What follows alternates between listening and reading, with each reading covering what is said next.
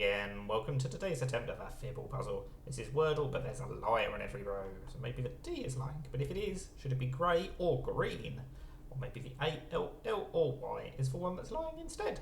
The only way to find out is to play.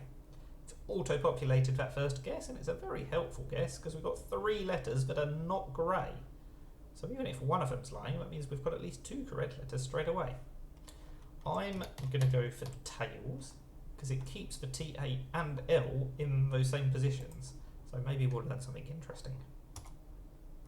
We do. The A and the L have both changed colour. So one of them's lying here, and one of them's lying on the second row. I think it's much more likely to be that way round, because we're just much more likely to not have greens than to have greens. So that means we need to think of a word that's got an A and a T in. That shouldn't be too hard. Although annoyingly the first thing I thought of was haunt, and the A can't be second. So let's reject that. How about great? It would be great if this was right. Wow, what on earth is going on now?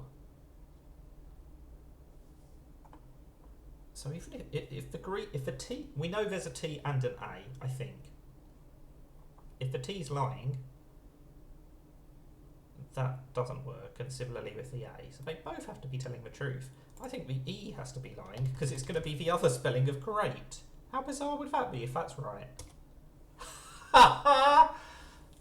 Wow, that was a little bit unlucky. That was almost a great pick from thin air on the second guess. I will take 3 though, that's not too shabby. The top row doesn't count, that's why it's 3. So yeah, a very quick Fibble today. Of course, as I said at the start, the fact that we knew at least 2 correct letters straight away definitely made it a bit easier, but it still had to be solved. That is Fibble. Thank you for watching, and bye for now.